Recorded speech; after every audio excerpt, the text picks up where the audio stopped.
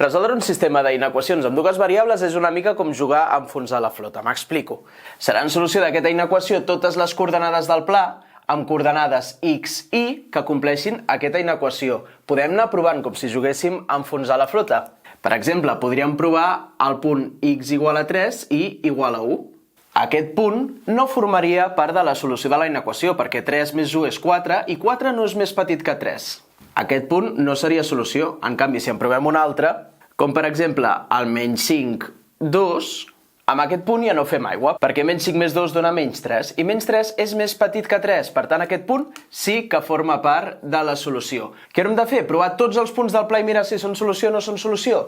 Doncs no, hi ha un mètode que t'ensenyaré pas a pas, el mètode gràfic, que ens permetrà trobar tots els punts, totes les coordenades x, y, que formin part de la solució. Ho veurem amb aquests dos exemples de dalt. Comencem amb el primer. El primer pas serà trobar els punts x, y que compleixin exactament la igualtat i per això canviarem el símbol de desigualtat per un d'igualtat. Si la x i la y no estan elevades a res, com serà el cas d'aquests exercicis, això és l'equació d'una recta. Per trobar aquesta recta necessitem generar com a mínim dos punts d'aquesta recta, dos punts x, y que compleixin la igualtat i dibuixar-nos-els. Per això fem una taula i ens inventem uns quants punts x, els que tu vulguis, te'ls has d'inventar, i calculem la y que compleixi aquesta igualtat. Per exemple, jo m'invento x igual a 0 i vaig a trobar la y que compleixi la igualtat. Si substitueixo la x igual a 0 que m'he inventat a dalt, em queda l'equació 2 per 0 més y és igual a 3. 2 per 0 en marxa i ja directament y és 3. Si m'invento un altre punt, com per exemple x igual a 1, i substitueixo a dalt la x per 1, em queda l'equació 2 per 1 més y és igual a 3. Si aïllo la y passant aquest 2 per 1, 2 restant, la y val 1. I malgrat que només necessites dos punts, jo recomano que te'n facis 3 perquè te surti millor la recta. Si aïlles la y d'aquí, 4 més y igual a 3, y és igual a 3 menys 4, y és igual a menys 1. I ara que ja tenim aquests 3 punts, ens els dibuixem al pla. Quan x és 0, y és 3. El segon punt, quan x és 1, y és 1. I el tercer punt, quan x és 2, y és menys 1. I ara ens pintarem la recta que passa per aquests 3 punts, que serà la recta que contindrà tots els punts que fan que x i y sigui exactament igual a 3, que es compleixi la igualtat. Quan a l'equació hi hagi un igual, els punts que facin que es compleixi la igualtat seran solució, perquè poden ser més grans o iguals. Per indicar que els punts de la recta, que les coordenades de la recta formen part de la solució, la recta ens la dibuixarem amb una línia contínua. En canvi, com a l'exemple B, si no haguéssim tingut el símbol d'igual a la desigualtat, la recta no formaria part de la solució, perquè els punts de la recta compleixen la igualtat, i aquí no poden ser iguals si no hi ha un igual.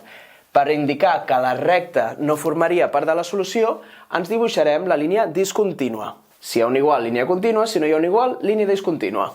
En el nostre cas, hi ha un igual a l'enunciat, per tant, la línia contínua. I la línia que hem dibuixat ens fa de frontera entre dues regions al pla sempre. La solució de la inequació serà o una regió o l'altra regió, o tots els punts que estan en una regió o tots els punts que estan a l'altra regió. Mai les dues, mai cap, o l'una o l'altra.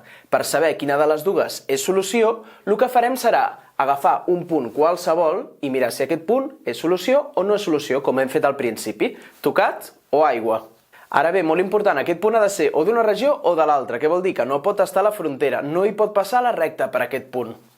Sempre que puguis, jo et recomano que agafis el 0, 0, que és el més fàcil. I ara el que fem és comprovar si aquest punt és solució o no és solució de la inequació, de lo que t'adonen a l'enunciat. Substituïm la x per 0 i la y per 0.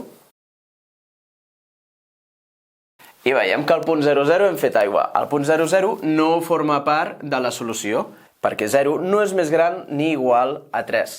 Si el punt 0, 0 no forma part de la solució, la regió que té el 0, 0 no forma part de la solució. La regió serà l'altra, la regió que no conté el punt que hem provat. Perquè la solució o és una o és l'altra. Així doncs, el que faràs serà pintar-te tota la regió que no conté el punt, perquè el punt no era solució. Si el punt hagués estat solució, ens hauríem pintat la regió amb el punt. I això és la solució gràfica de la inequació. Qualsevol punt, qualsevol coordenada x, y que agafis en aquesta regió, de la recta cap a la dreta, serà solució de la inequació. Per fer el bé, el procediment serà exactament el mateix. Primer, convertim el símbol de desigualtat en un d'igualtat per trobar punts i dibuixar la recta. Aquí mira de substituir la x per valors que siguin divisibles entre 3, que així no ens queda fracció. Per exemple, si la x és 0, la y val menys 0 entre 3, que també és 0.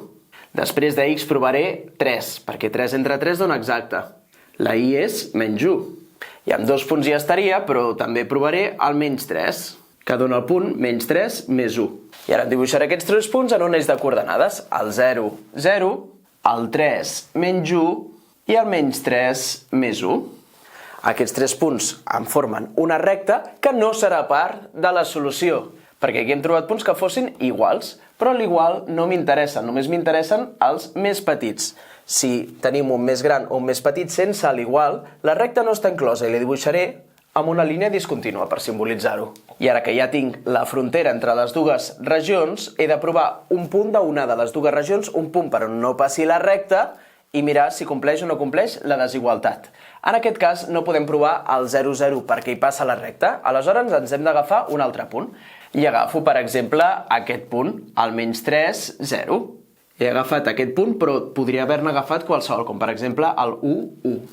I ara comprovarem si aquest punt forma part de la regió solució o no forma part de la regió solució. Per això vaig a la inequació de l'enunciat i substitueixo la x per menys 3 i la y per 0.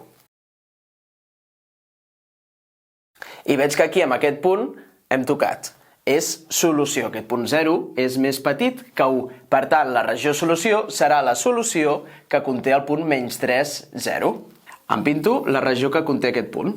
Qualsevol punt que estigui en aquesta regió formarà part de la solució, però no pot estar sobre la recta. I ara, perquè acabis de comprovar que ho has entès bé, et proposo de fer aquests 2 exercicis sol o sol a casa. Pausa el vídeo, intenta'ls fer i ens veiem ara amb la solució.